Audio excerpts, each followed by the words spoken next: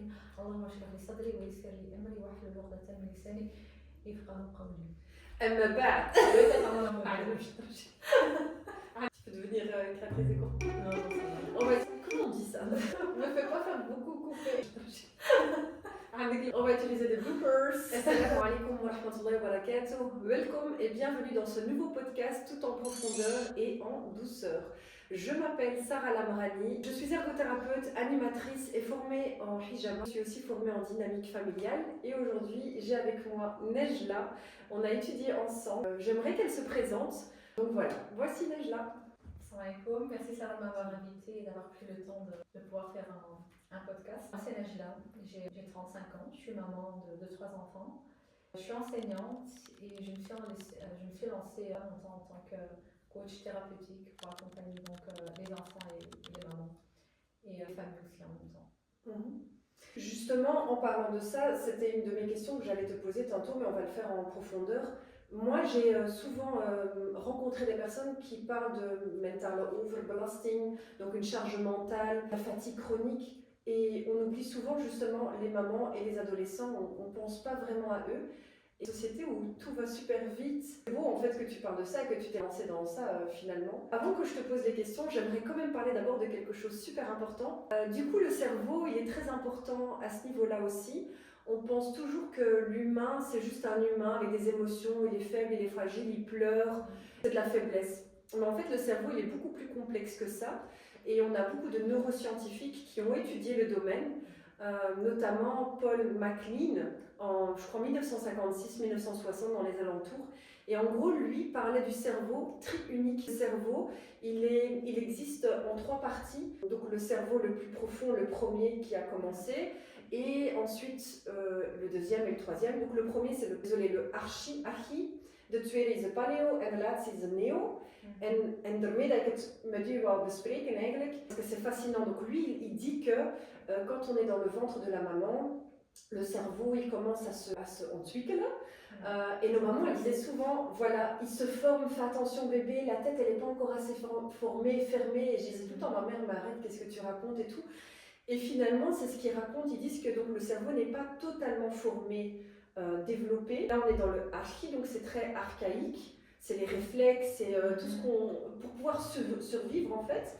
Et puis on a le paléo, c'est les émotions, c'est gérer le stress, c'est aussi de la survie, mais c'est un peu plus développé. Et puis on a le néo, et le néo c'est lui qui va, on parle souvent du préfrontal, le cortex, organiser le plan, et on oublie tellement en fait que nos adolescents, par exemple, ils ne sont pas encore arrivés à ce stade-là.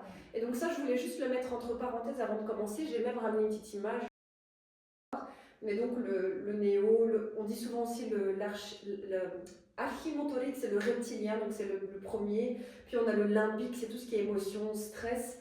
Et puis on a le cortex néo, c'est le dernier, c'est l'intelligence émotionnelle. C'est vraiment une intelligence, on va commencer à utiliser nos capacités et on va réfléchir. J'agis, je réagis. Le paléo, c'est je ressens les choses. Et ensuite, on a le dernier, le néo, c'est je réfléchis avant d'agir. Donc je trouvais que c'était important de vous en parler. Qu'on pense à ça, c'est une sagesse divine. Dieu a créé le cerveau d'une façon parfaite. Et on oublie tellement ça dans cette société où tout doit aller super vite et où on oublie qu'en fait le cerveau il ne peut pas aller vite. On doit prendre le temps qu'il faut, quoi. On n'a pas été habitué aussi, je pense, à se dire en fait je dois ralentir, je dois aller doucement. Mais c'est exactement. Les questions seront vraiment par rapport à ça, parce que je trouve que c'est important de reconnecter. Il y a de théorie, samen met de praktijk. Dus jij bent dan ook expert daarin. Et aussi, chacun se développe à un certain âge, à un certain moment dans la vie, et c'est ce qu'on oublie très souvent. Alors merci d'être là avec nous aujourd'hui. J'aurai quelques questions à te poser et j'espère que ça va vous aider. Bismillah. Alors, mes cartes se sont entremêlées. Qu'est-ce qui se passe ici? C'est moi qui m'amusais peut-être. Hi guys. Alors, tu accompagnes aujourd'hui les adolescents et les femmes. Est-ce que tu peux me dire pourquoi ces deux groupes? Comme j'ai dit, je suis enseignante et donc au début de ma carrière, je commençais à enseigner en primaire. Je me disais, les secondaires, je ne pourrais jamais enseigner en secondaire. Voilà. J'avais une préférence à l'époque pour les primaires. Et en 2018, donc mon inspecteur l'école, ils ont besoin d'une remplaçante. Donc c'est une école secondaire. Et c'était vraiment une petite période, vraiment, moi, avril, mai, juin. Donc je me suis dit, ok, 3 mois, c'est 2 heures le mercredi, je me suis dit, ok, c'est faisable. Parce que j'avais déjà des heures à l'époque. J'accepte. Et donc en fait, quand j'arrive à l'école, donc le directeur m'explique, il dit voilà, c'est éducation spécialisée type 3. Type 3, c'est quoi? C'est des élèves qui ont des problèmes de comportement ou bien émotionnels. Et moi à l'époque, voilà, je connaissais rien de tout ça. Et du coup, voilà, je suis devant la classe, donc voilà, je parle avec mes élèves, je discute. Très vite, je me suis rendu compte que ces élèves-là, ces jeunes-là, avaient vraiment de problèmes que je ne connaissais pas du tout en fait. Ah ouais. Les problèmes de comportement, on connaît des problèmes, oui, l'agressivité et tout ça, mais en fait c'est vraiment des traumas, des jeunes qui ont connu la guerre, une situation familiale est très chaotique. Voilà, des gens en fait très vulnérables. Moi je suis prof de religion et subhanallah, quand j'enseignais, voilà le cours, quand je discutais avec eux, à un moment donné, il y avait quelques élèves qui me posaient des questions. Dans leurs questions, j'ai senti une détresse. Et leur question c'était, voilà, je bois de l'alcool, je prends de la drogue, je fais telle chose, est-ce que je vais aller en enfer? Est-ce que Allah va me punir?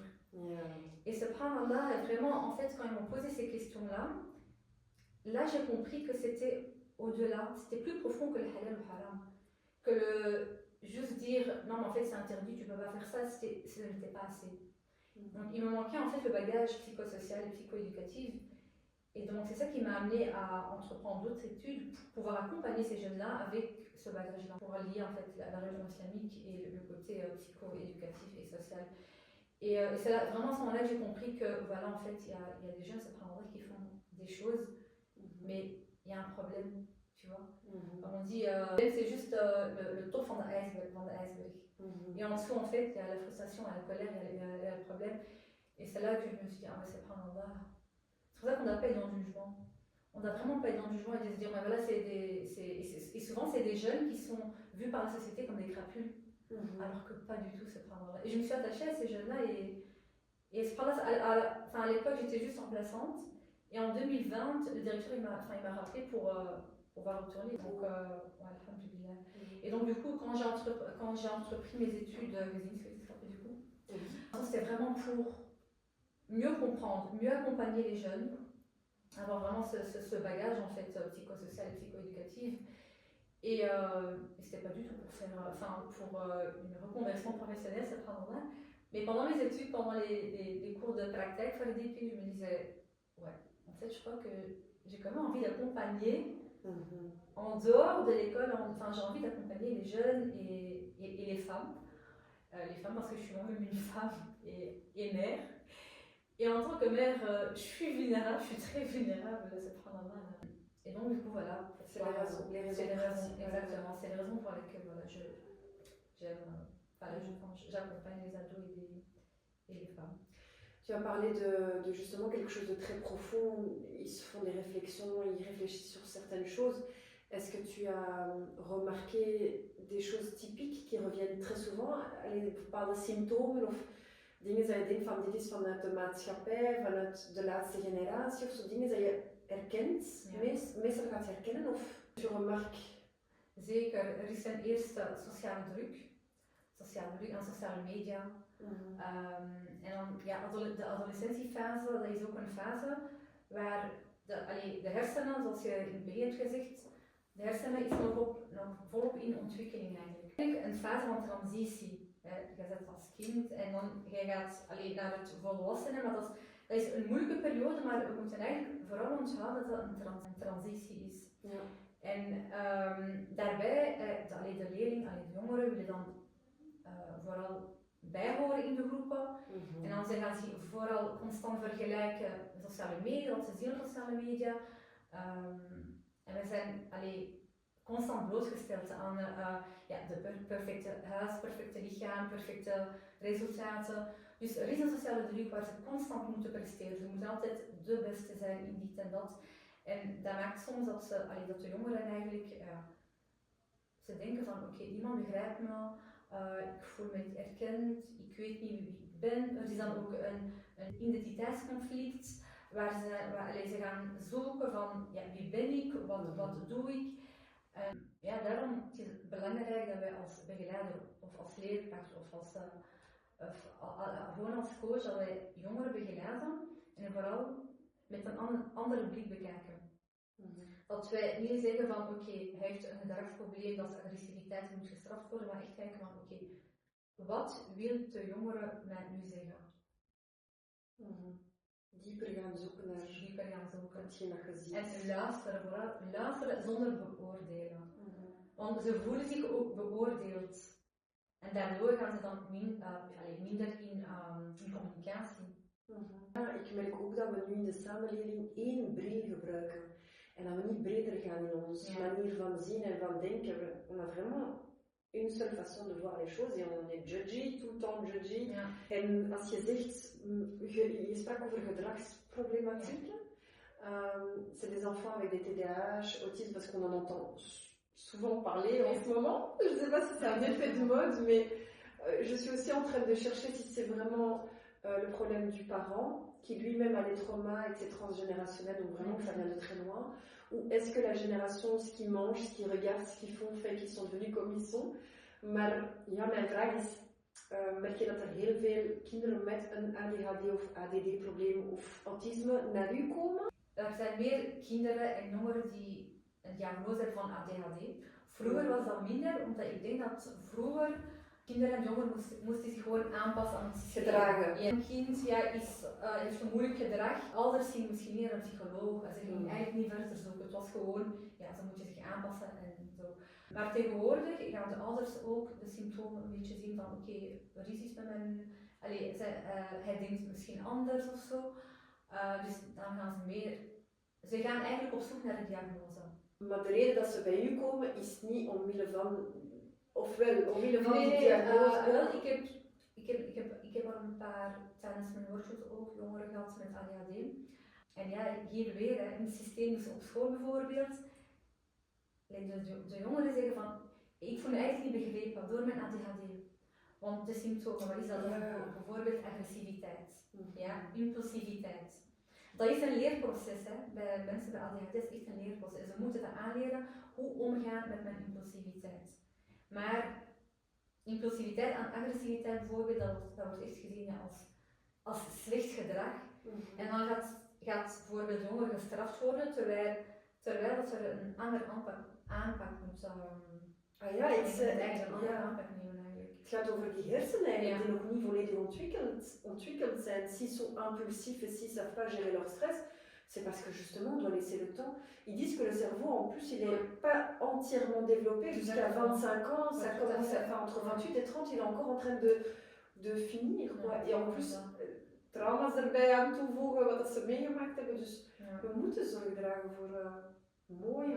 Dat is echt mooi dat je er de tijd voor neemt. Dus ze komen niet omwille van de diagnose, maar omwille van het feit dat ze onbegrepen voelen, dat ze naast de concentratieproblemen en zo verder, echt in de maatschappij, op school. Op school, vooral op school, want en dat is ook zo.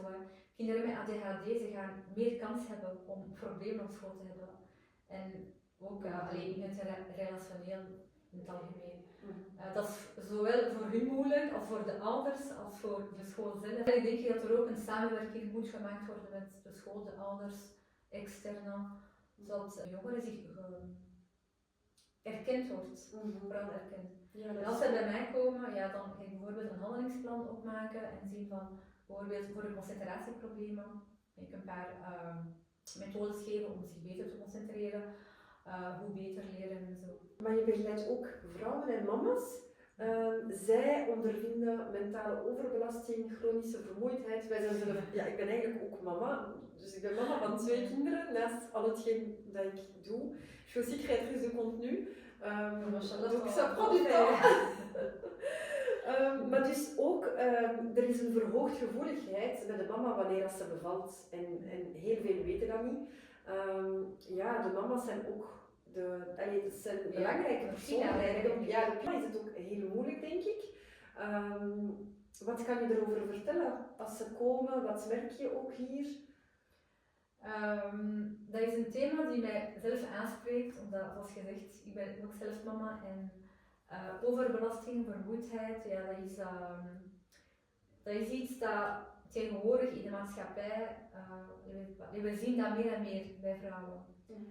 Waarom? Dat eigenlijk gewoon alles te snel gaat. Dirk Geldof, socioloog en dat is een docent aan de Odyssee, hij spreekt van alles gaat gewoon te snel. En de vrouwen moeten zich gewoon ook altijd aanpassen aan de maatschappij. En we zijn eigenlijk constant in alert eigenlijk. We moeten plannen voor de kinderen. We moeten zien dat eten is klaargemaakt. We gaan ze aan voor morgen, de broodjes klaarmaken voor morgen. Het werk. We zijn eigenlijk constant alert. We moeten altijd meer en meer. Meer en meer, ja. En wat er ook is, we gaan vermoeidheid normaliseren. Ja. Terwijl dat vermoeidheid bijvoorbeeld, dat is raar, hè, maar dat is eigenlijk een gezond signaal aan een ongezonde context. Want je lichaam zegt, hola, je moet eigenlijk vertragen. Ja. En wanneer we moe zijn, ik heb niet genoeg geslapen, ik ben moe, ik heb even rusten. En zo elke dag ga je verder, terwijl op een gegeven moment gaat gewoon je lichaam zeggen van oké, het is gedaan, je moet nu stoppen. Ja, we zijn constant in alertheid, in stress, en we zeggen nooit stop, nu is het moment om te stoppen. Terwijl eigenlijk je lichaam zegt je stop, maar wij luisteren niet naar die hersenen en het lichaam die alles meegeeft eigenlijk, dat zijn die signalen. Ja. En dus die mama's komen dan bij u voor workshops ook? Ik ben dan van plan om te organiseren, maar ik heb dat nog niet ingepland. Dus ja, ik wil inderdaad workshops organiseren voor vrouwen. En bij meer zijn, dan voelen wij ook, we voelen ons minder alleen.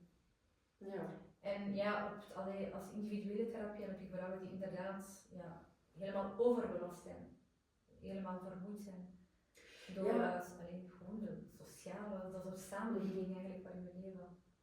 Ja, ik hoor vaak, je moet naar de psycholoog gaan, je moet naar de dokter gaan, maar we horen nooit misschien een coach of een ander soort therapeut. Ja, klopt. Dus dat is wel tof dat je dat kunt geven of starten. Ja, heel fascinerend, want daar straks merkte ik ook dat je spullen had die wij als ergotherapeut gebruiken, maar ook voor de kinderen, maar ook voor de mama's en zo. En eigenlijk, jij gebruikt al die technieken en die methodes en dat is echt tof om te zien dat ik ben ergotherapeut, jij bent gezinswetenschapper, maar eigenlijk kunnen we vinden zo dezelfde, ik weet niet hoe dat ik het moet uitleggen, maar dus ik begrijp alles een beetje, dezelfde theorieën een beetje, en j'aime bien parce qu'on se comprend donc j'espère que les gens vont aussi comprendre que des coachs existent, des experts, des thérapeutes, et qu'on a des fois des solutions, mais quand on est maman, c'est beaucoup plus difficile avec nos propres enfants. Nous, on peut utiliser, on a toutes les solutions pour les autres, mais quand c'est nous pour nos enfants, c'est compliqué. C'est compliqué parce que je pense que, comme nous-mêmes, on est dans tout va vite, on est aussi dans, voilà, je dois prester, je fais, je dois faire. Et je pense que quand en fait on arrive à la maison avec nos enfants, on a moins de patience. On est out. On a moins de patience et du coup, même si on a les outils, on va leur donner quelques outils et tout ça, mais ça prend vraiment, voilà, on revient à écouter en fait son corps pour... ouais, c'est ça que j'ai envie d'expliquer. Que c'est dur aussi pour nous, alors qu'on a tous les tools qu'il faut et... Non, mais ça veut absolument rien dire. Ça veut absolument rien dire pour moi. C'est vraiment, je trouve, la maladie du siècle, la fatigue chronique, die mentale overbelasting. We hebben zo'n to-do-lijst en dat stopt maar nooit. Maar alhamdulillah, er zijn technieken, want nu gebruik ik ze voor mijn eigen en ik voel echt dat ik zo kan slow down, dat ik tijd kan maken voor mijn eigen. Ja, maar dat is nodig. Ja, we moeten. Ja, dat is niet van nee, ik ga morgen tijd nemen voor mezelf. Dat is eigenlijk dagelijks dat we echt een half uur gewoon niks doen of een boekje lezen of gaan slapen of gaan sporten. Echt tijd voor jezelf nemen.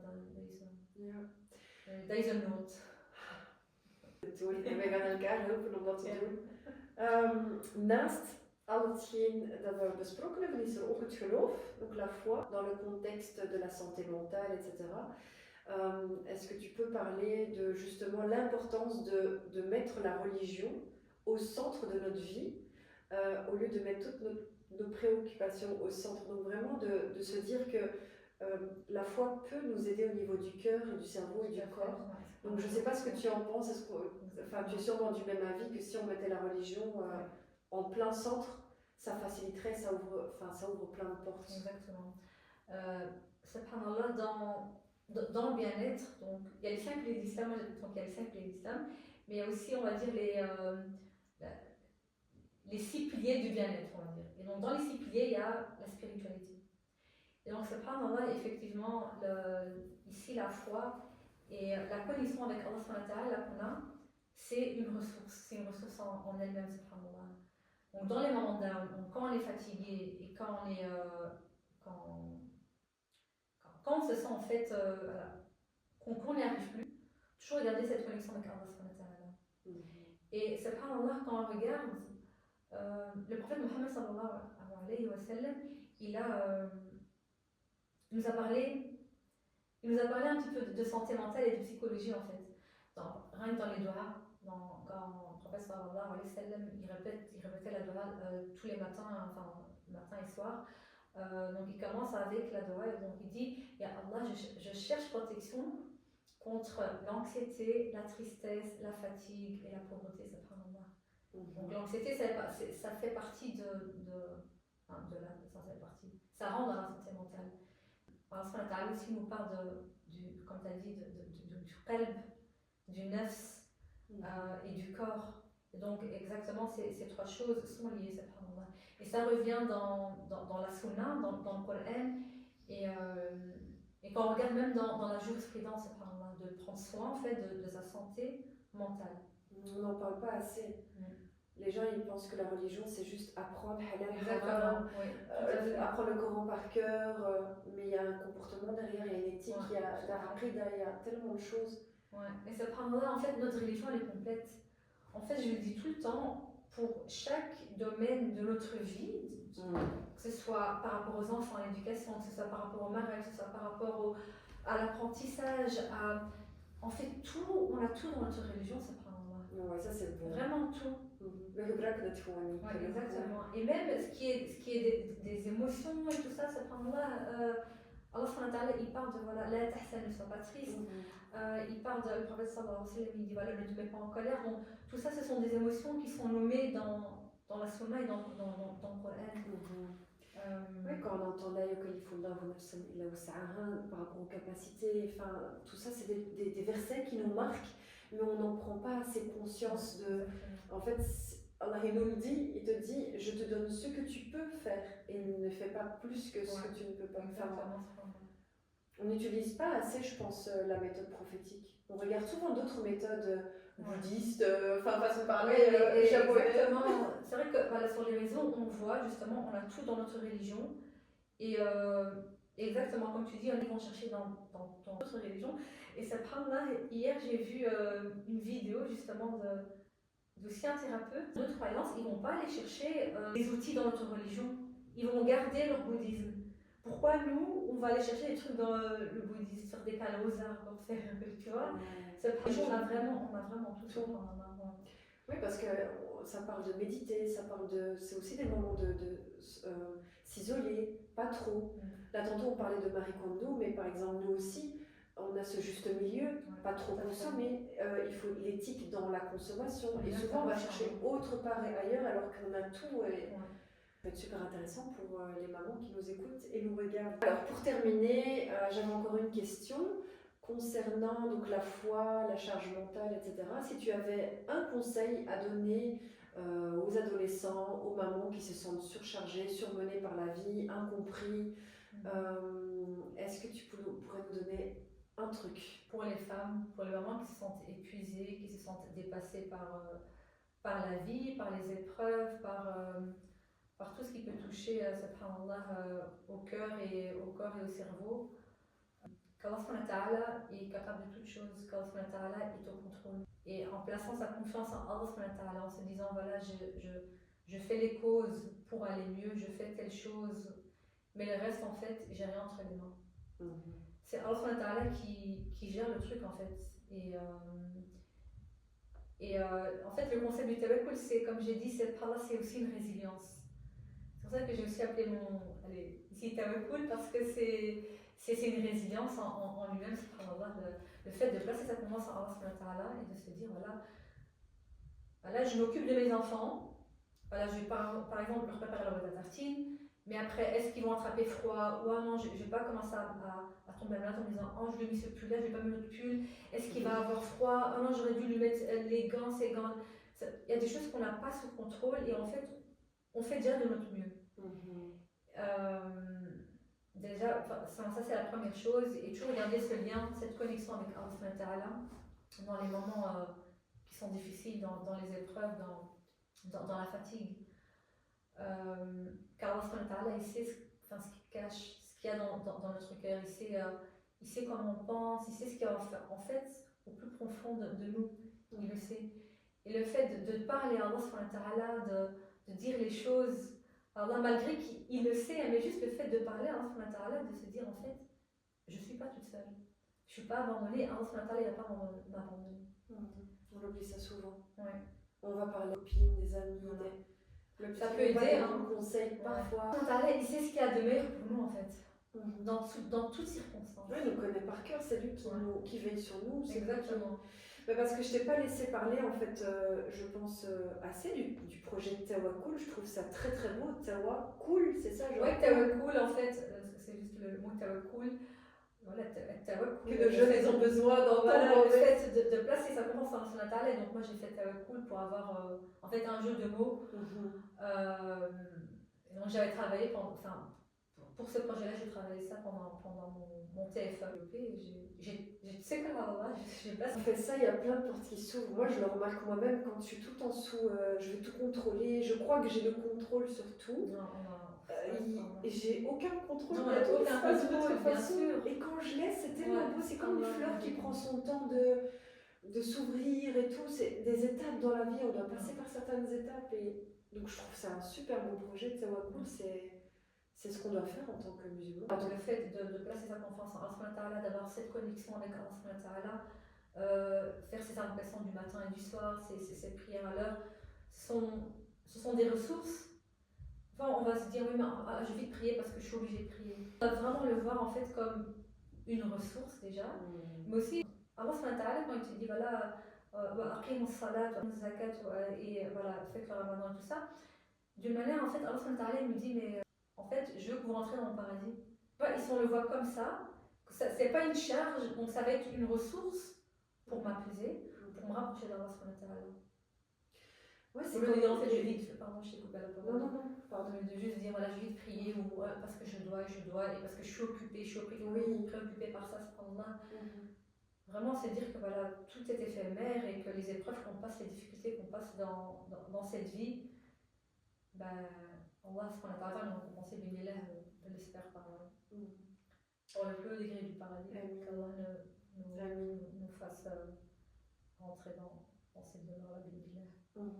C'est comme la prière, on en parlait et je me disais merci. En fait, on a fait un moment de pause et ça fait du bien en fait de se dire il n'y a pas de pression, il n'y a rien qui court derrière nous. Au contraire, on va charger nos batteries à travers cette prière. Alors que des fois, quand on a les enfants et tout, je dois d'abord faire ça en ik ga dit en dat doen. En dan pas gaan bidden. Terwijl als je direct gaat bidden bijvoorbeeld, dat is één voorbeeld. Ik denk daaraan omdat je dan de tips aan het vertellen waart. Als we bijvoorbeeld die dikker gaan doen, dan gaan we misschien meer barakken hebben in onze tijd, in ons geld, in onze manier van denken. Dan kun je ons nog andere kleine tips geven voor... Zoals met dit afsluiten, denk ik.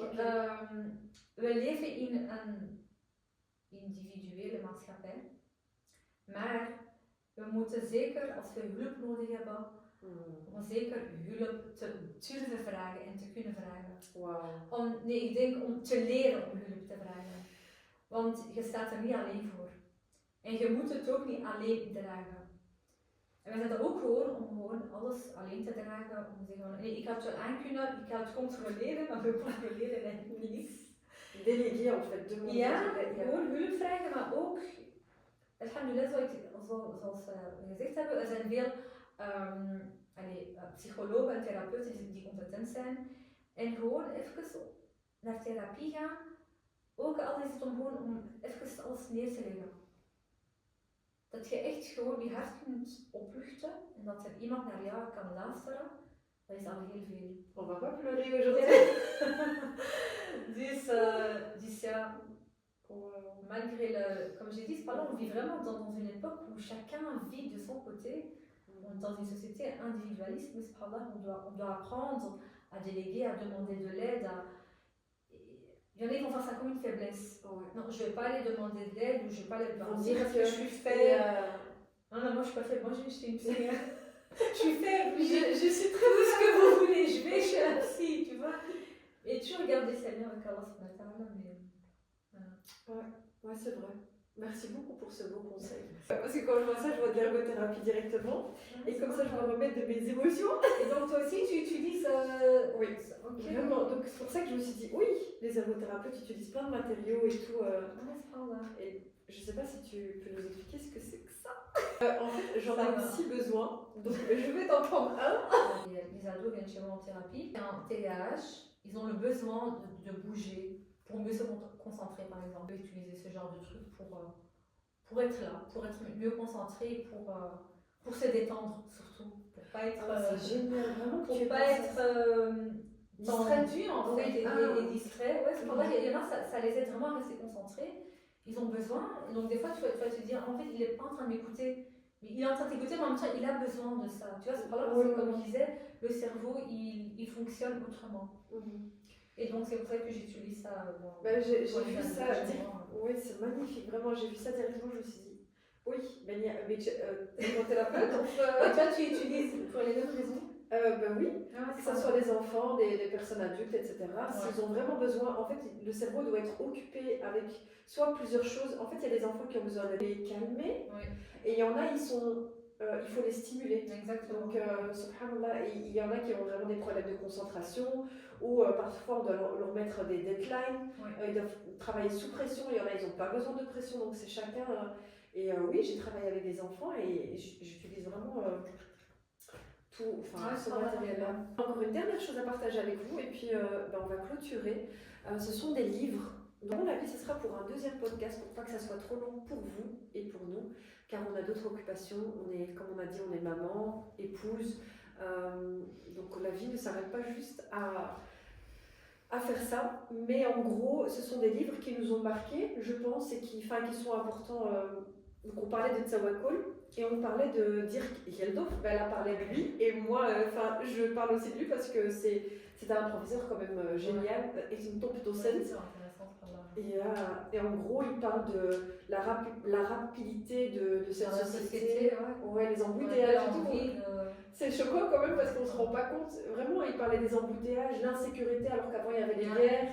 Aujourd'hui on a tout ce qu'il faut pour être dans le confort. Dans l'insécurité quand même. Donc je trouvais que ça allait bien avec le plan de Dieu et tout ce qui est Tsawako, tout ce qui est... Donc elle, c'est Myriam Lardar. Elle a écrit aussi plusieurs livres, mais en gros elle parle beaucoup de placer sa confiance en Allah Azzawajal. Oui, bien sûr. Et alors deviens la meilleure version de toi à travers le modèle prophétique que je trouve aussi remarquable. Et j'ai ramené Yasmine Mogaed. Elle a renoué avec ton cœur, mais elle a aussi soigné son vide intérieur. Et comme elle parlait en fait de tout ce qui est très profond, on oublie très souvent, comme elle disait, d'aller chez quelqu'un, un thérapeute ou une amie ou une maman, de juste pouvoir tout déposer et de parler sans tabou, sans chouma, sans se sentir jugé, juste pouvoir se dire je délègue, je vide, je parle, ou bien Allah Azzawajal, de se dire il m'écoute, en fait il est là. Et puis l'écriture, je ne sais pas si tu utilises ça aussi durant tes ateliers ou les workshops. Tout à fait, j'ai des femmes qui viennent, donc c'est un outil qu'on donne et que j'utilise moi-même d'ailleurs. La thérapie par l'écriture, ça s'appelle, donc on va vraiment déposer toutes nos pensées, tout ce qu'on ressent, et ça, c'est une manière de déposer en fait. Oui, et j'ai vu aussi quand les enfants, il est beau, hein. J'en ai plusieurs c'est Lilia je pense, Lilia BF, mais j'ai vu que tu utilisais aussi des petites, écrits, tout ce que tu ressens ou relâches. Oui, c'est ça, même pour les enfants, oui, tout à fait, pendant mon coaching, pendant ma thérapie. Donc ça se fait, que ce soit à l'oral ou par écrit, donc voilà, c'est magnifique. Mettre ça sur feuille. Des petits conseils qu'on vous donne. Et alors, ce qu'on aimerait que vous reteniez aujourd'hui, c'est que le cerveau, c'est pas notre ennemi. Au contraire, c'est lui qui nous envoie des messages. Hij is degene die ons alle tools gaat geven en echt gaat zeggen van nu is het moment om te stoppen eigenlijk. Il nous transmet des informations et nous on le voit comme un ennemi, il me bloque. Non, ton corps n'est pas malade pour rien, il est malade parce que tu as trop donné, tu as trop chargé. Donc tu n'es pas fou ou folle. Les enfants qui se sentent incompris, il faut vraiment leur donner leur الوقت ديالهم, يعني on prend le temps de les écouter. Souvent derrière un problème, comme elle disait, l'alcool, fumer, etc., il y a quelque chose de beaucoup plus profond. Donc ça, c'est vraiment ce qu'on voulait transmettre aujourd'hui. N'oubliez pas le cerveau, faites des recherches. Franchement, il y a des livres, il y a Internet, faites des recherches sur le cerveau et vous allez voir, même en tant que maman, on va se sentir, on va se dire mais en fait c'est normal que le cerveau il est tellement surchargé, surstimulé, c'est normal qu'on a des moments où tu es en mode freezing, tu sais même pas, tu bloques, ou bien on a envie de faire des tris à la maison, on bloque, on n'arrive pas, notre corps il est fatigué, mais c'est parce on est trop exigeant en fait envers nous-mêmes. C'est intéressant de faire des recherches, d'apprendre en fait sur comment on fonctionne tout simplement, comment ce mental nous a créé, comment fonctionne tel organe. Ouais. Et en plus, le premier devoir du musulman, je le dis tout le temps, je le dirai jamais assez, c'est Iqra. Tout à fait. Iqra, lis. Et Iqra, ça peut être tellement. C'est pas bien sûr. C'est heel breed. Iqra is niet gewoon lees. Lees, bereid je voor het leven, ga zoeken, ga informatie zoeken, opleidingen volgen. En tout cas, nous, on aime beaucoup ça. En gros, le plus important, je pense que c'est de trouver un équilibre avec donc, ce que la société demande de nous, surtout ce que Allah demande de nous, la société.